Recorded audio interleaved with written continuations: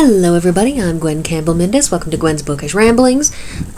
So I am finally working my way through the end of the first of the Palliser novels. So you guys may actually get to hear my opinion of the final set of sex books on the list of stuff about that my mother loved, but that's coming up in the future. Right now, we're on The Well-Wishers. This is the sequel to Magic or Not, ?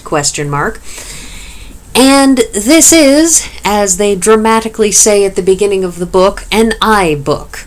That is, this is a first-person narrative in which each section is ostensibly written by the kid in the group who was taking the lead on that particular quote-unquote adventure.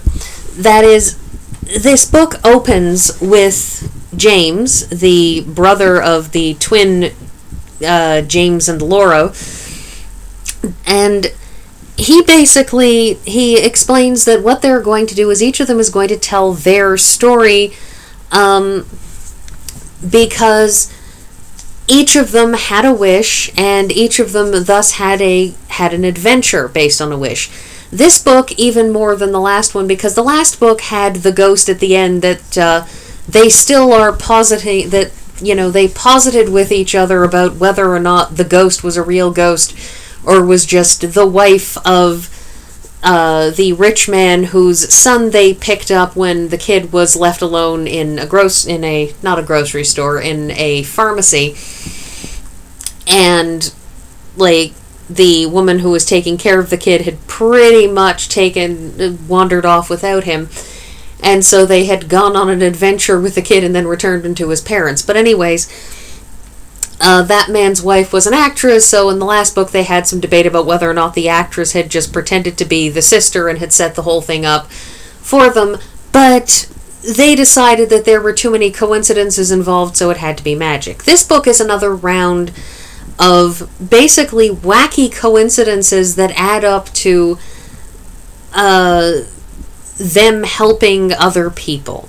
This book is a book that has a cover by Mr. N.M. Bodecker, or possibly Ms. I don't actually know, because, well, I could have looked up who N.M. Bodecker is. I did not. Anyways, so we see here Laura on the cover with the other kids in the background, and this is consistent with the internal style and thus way better than the book last time. One of the interesting things about the illustrations in this book, actually, is that a lot of them are like this one. That you have one full page, and then the other will be a half page with the rest of the illustrations sort of on the bottom. Here we have we have young Dicky LeBaron, who has a sort of an ongoing feud with Lydia, and in this particular adventure, because at the end of the last one, Dicky LeBaron had showed up and had screwed around and, threatened to throw rocks at them and stuff, Lydia had decided, because she had a long-term feud with him, that she was finally going to use her wish from the well to take him down. Except in her attempts to take him down, she accidentally tripped up herself, and then Dicky, who isn't the worst human being on the face of the planet and is in fact just a nice kid who puts on a very James Dean tough look, because he's very poor, from a poor family, so he puts on the tough look in order to keep kids from making fun of him. He helps them get out, and the couple of high schoolers who have decided that they're going to actually possibly harm them, in the process manage to find a hornet's nest that they mistake for Dicky's head, yank on it, and when they pull it out, of course, they get attacked by hornets, and Dicky and Lydia are saved by the fact that these boys found hornets, which Lydia attributes to magic and Dicky attributes to, well, that was some good luck. Anyway, so this book is very, very 1950s, 1960s. This book was published in 1960, so it's very much a creature of the 1950s. And one of the big events in this book, illustrated here, has to do with the fact that a family is going to move into their town, and at church that Sunday, the pastor basically gives everybody a lengthy lecture complaining about how there are people who are going to try to run this new family out of town, and don't do that because they deserve to live here as much as the rest of us do, yada yada. And so the kids, without knowing exactly why there's something wrong with this family, such that there would be people who would think they want to run them out of town, decide that they're going to, use all of their powers of persuasion to ensure that that family is welcomed. And at the end of this chapter, it is made clear that this family is a black family, and if it isn't entirely clear, it's re-emphasized by the fact that, that house was owned by a runaway slave who got all the way up here on the Underground Railroad. Sort of emphasizing, if you didn't get it, we're going to talk about runaway slaves and the Underground Railroad. Anyways, so they arrange for a big kerfuffle of fixing up their the garden for the house that the new family is going to be moving into, and, getting people houseplants and so on and so forth, and everybody brings houseplants. And so this is their little cavalcade, which was made up of kids, and Dicky LeBaron, Lydia wound up having to make her peace with him in a previous story, and in this one, the fact that she made peace with Dicky LeBaron means that when they're trying to keep everybody from running this family out of town, he's able to basically call on a bunch of kids his age and younger and older and so on and so forth. He's able to bring them to bear to sort of hold off a bunch of, jerks from high school who were going to, throw rocks and stuff.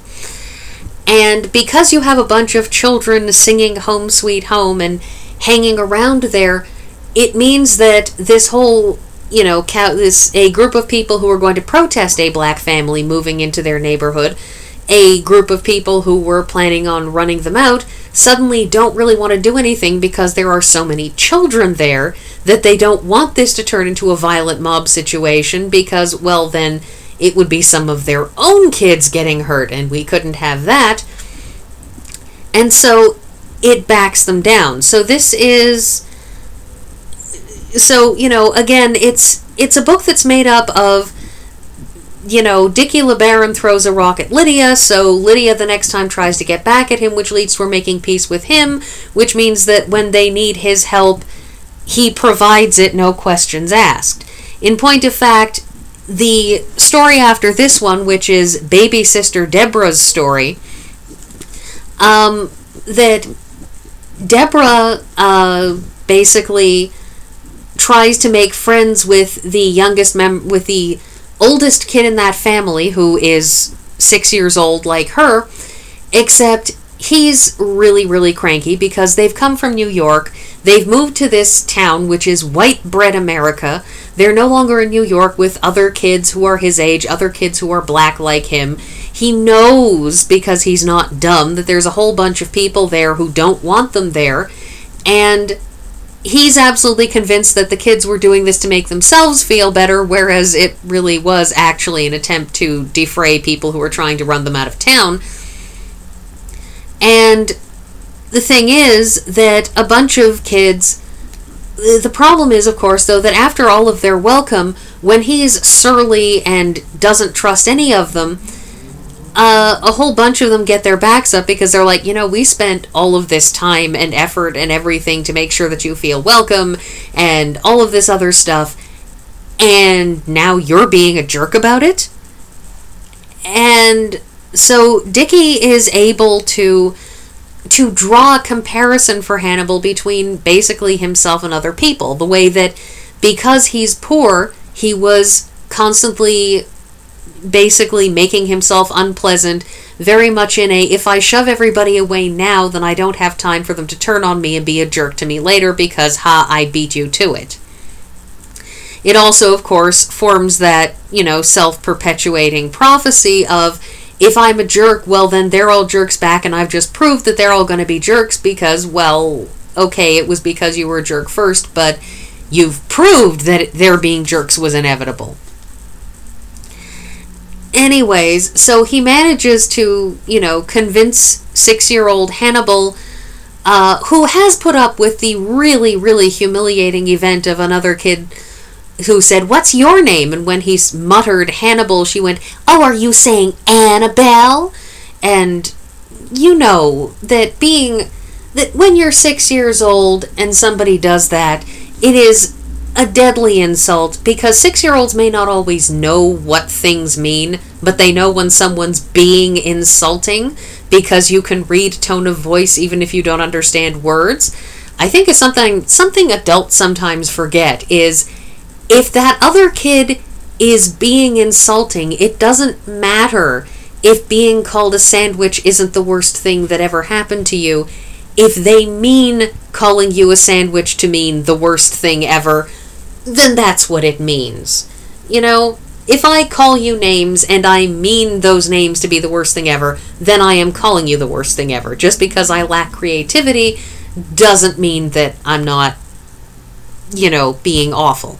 Anyways, this is the last section, which I kind of adore, because this is James's section, and his wish from the well is basically, could you prove that you're actually magic?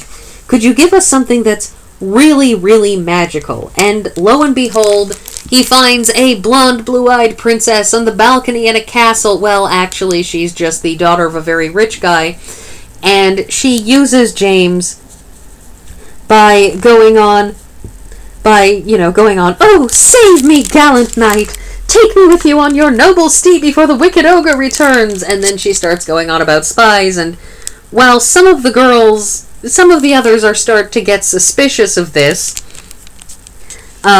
especially, when you get to the point where Gordy is like, "Don't I know you from somewhere?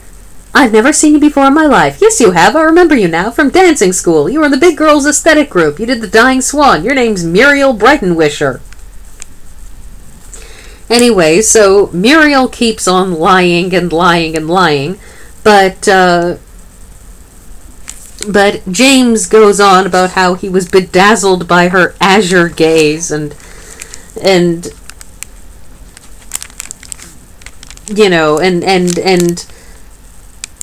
the yellow-haired girl glanced mysteriously this way and that, as a fleeing heroine should. And so he winds up, helping her quote-unquote escape, and when he finally gets there and they are quote-unquote hiding in the movie theater, it turns out she's just there to meet up with the guy she wanted to go out with, Harold Tillinghast, and I could not despise him more. And, that's when he realizes, James realizes he has been used by Muriel Brightwisher. "And I saw Muriel Brightonwisher in all her baseness, a fickle flirt who would toy with a man, then cast him aside like an empty rind. And I knew what was true of Muriel was probably just as true of any other girl, and that I would never trust womankind again." I adore James in all of his over-the-top melodrama. It is wonderful. I love it. That he just keeps on going on and on about how the magic has made a man of me. It figured it might as well teach me to know a man's sorrows as well as a man's joy. Oh, God, I love that. Anyways, at the end of the book, each of the kids writes a little thing about, their perspective on everything that happened. And each of them gets their little thing, their little portrait there, and we get the final couple lines by Laura. I couldn't think for a minute why I was smiling, but then I remembered. It wasn't magic that was in the air, it was something else. Today is December 1st, and Christmas is coming. And I think it's a wonderful way to end the book, and I will end it here, so see you all next week.